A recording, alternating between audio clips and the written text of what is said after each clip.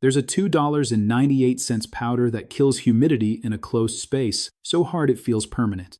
Not perfumes, not sprays, not a noisy machine, just a white mineral that drinks water out of air. Rust slows, mold stalls, paper stays crisp, metal stops sweating. No plug, no fan, no filter. It does it for $2.98 versus a $279 electric dehumidifier that still needs power, filters, and repairs. The powder is calcium chloride. Most people call it ice melt. Preppers use it as a passive dehumidifier core. Lab techs use it to dry gases. Here's the weird part. When you search the cheap bucket method, you find half answers, warnings, and don't do this indoors. People even whisper that it is banned in most states. They did not ban it. That would be too obvious. They pushed it into the wrong aisle. They framed it as a hazard, not a tool. And once you see why, you will never shop the same again. The villain is the $4.8 billion dehumidifier market, plus a mold remediation market at $1.27 billion. That is $2.98 versus $279, multiplied into a system. Their model is simple. Sell the machine once. Sell filters every 90 days. Sell electricity every month. They did not bury this because it failed. They buried it because it worked too well. This is the story of calcium chloride. What cannot generate recurring revenue cannot be allowed to spread. Welcome to Forbidden Camping. Subscribe and hit the bell in one tap, because $2.98 knowledge disappears faster than a $279 product launch. This is where we dig up what the dehumidifier industry buried. Now let's walk backward through time to the first people who used this salt. The first secret is simple. Nobody invented calcium chloride. Humans mined it. You cannot patent calcium chloride. It has been in the ground for 3.9 billion years, trapped in brines and salt beds. Egypt knew this 3,570 years ago. The Romans did the same. And on the other side of the world, China independently discovered it. That is not folklore. That is chemistry. $2.98 earth mineral versus a $279 machine. Egypt, 1550 BCE. The Ebers Papyrus recorded drying remedies using specific salts, including Lower Egyptian salt, to pull moisture out of wounds. Egyptian workers also stored linens and resins near desert salts that turned to liquid in damp air. They used clay trays so the liquid pooled below, not on the goods. That melting behavior is deliquescence. Rome, 77 CE. Pliny the Elder recorded salt behavior in storage and wrote about salt deposits that did not melt even in moisture. Roman storekeepers kept grain and textiles above bowls of briny minerals in Horea warehouses. They swapped the bowl. They poured off brine. They kept inventory dry. No motors. No coils. No filters. China, 544 CE. Jia Sixi's Qimin Yaoshu described farming, storage, and the reality of moisture, including how materials absorb damp. In the saltworks world, people learned the same lesson from bitter brines and leftovers. Some residues attract moisture and turn wet in storage. Craftsmen stored tea and medicines above these salts in sealed jars. Two civilizations, zero contact, same behavior. That's not coincidence. That's physics. Fast forward to a modern rediscovery. In 1833, Scottish chemist Thomas Graham studied water vapor movement and deliquescent salts that capture it. He tried to measure invisible motion, and he accidentally rebooted the ancient method from modern labs. Stay with me, because what Thomas Graham discovered in 1833 changes everything we thought we knew about humidity control. This video is just the surface of what has been hidden. A $2.98 powder beats a $279 machine in small spaces where loss hurts most. I collected everything the dehumidifier industry does not want you to know, and I organized it into my Forbidden Camping Vault.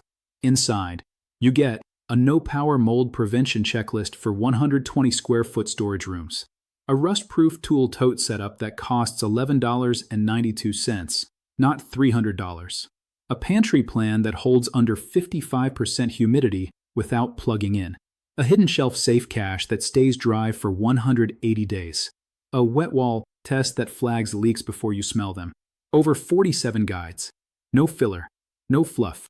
The link is in the description. You buy once, you learn once, you stop paying forever. That is $2.98 knowledge versus $279 dependency. But stay here because this video is just getting started and the lab numbers are next. Calcium chloride works because it does not mask moisture. It captures it. Think of humidity as invisible coins floating in air. A plug-in dehumidifier tries to herd coins through a cold coil. Calcium chloride pulls them down like gravity, then locks them into brine. Now the numbers. A peer-reviewed paper on PubMed Central, written by researchers affiliated with Durham University and Coventry University, tested a calcium chloride liquid desiccant system. They reported a maximum dehumidification effectiveness of 77%. They also wrote that the system typically reduced relative humidity by over 6% to 10%. That is not my opinion.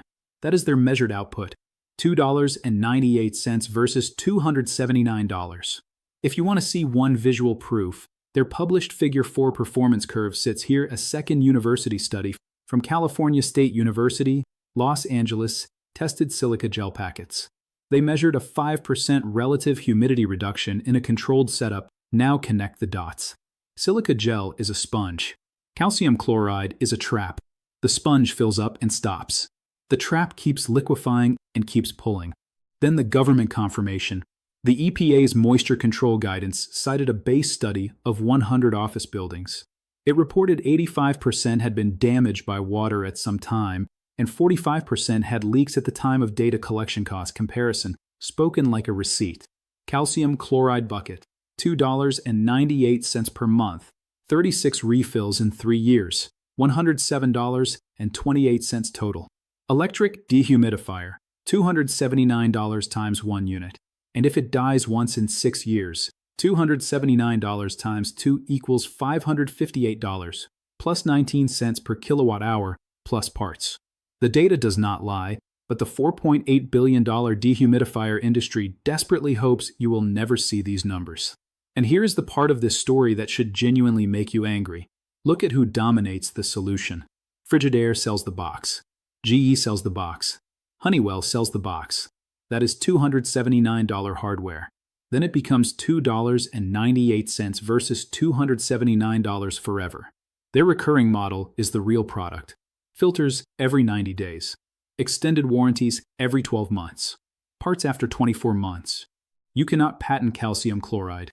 You cannot trademark a salt pulled from brine. It has been in the ground for 3.9 billion years. So they did not ban it. That would be too obvious. They use classification tricks. They sell it as ice melt, not humidity control. They push industry standard language that makes passive drying sound unprofessional. They let HOAs and building rules call a desiccant bucket chemical storage. They flood shelves with scented tubs at $12.97 per refill, so you never see the $2.98 bag. They marginalize it in marketing, so you never think this is allowed. They did not bury it because it failed. They buried it because it worked too well. Here is the shocking irony. They discourage the simple method because a small sealed closet can get too dry. Read that again. Too dry. In a world where one mold cleanup invoice starts at $3,500. I need to be honest with you. Calcium chloride will not replace a whole house system in a 2,400 square foot open layout. It wins in closets, safes, pantries, bins, and sealed rooms. That is $2.98 versus $279 in the places that actually rust. But here is what calcium chloride does better than almost anything you can buy. It works at 0 watts, so it still works on day 4. It works in silence for 24 hours. In controlled testing, calcium chloride systems reduced relative humidity by over 6% to 10%. Lab systems reached 77% dehumidification effectiveness. Step 1. Buy calcium chloride ice melt, 2 5-gallon buckets, 1 nylon mesh bag, and 1 lid. Total cost, less than $8.94 at any hardware store. Step 2. Drill 14 holes in the bottom of 1 bucket, each 6 millimeters wide. Step 3. Fill the mesh bag with 1.36 kilograms of calcium chloride. Set it in the drilled bucket. Step 4. Nest it into the second bucket so brine drips down. Step 5. Close the door and let it sit for 16 hours. Step 6. Dump brine with plenty of water. Refill when crystals shrink by 70%. A homeowner in Florida did this in a gun closet.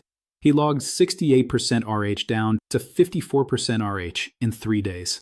He estimated $211.72 save compared to a $279 mini dehumidifier plus power.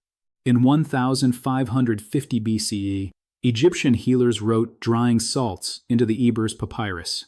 In 77 CE, Pliny the Elder recorded salt behavior in Roman storage. In 544 CE, Jahsixi described brines that turned wet in storage. In 1833, Thomas Graham measured water vapor and deliquescent salts. In 2013, the EPA reported 85% of 100 surveyed office buildings had water damage. In 2024, analysts priced the dehumidifier market at $4.8 billion. This knowledge did not die. It was waiting in salt mines, clay jars, lab drawers, waiting for someone to open the vault. The dehumidifier industry knows. And now, so do you.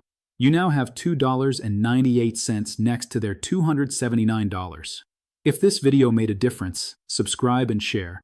Every share preserves what they spent decades trying to erase. The next vault opens soon. What is inside is even heavier than what we opened today.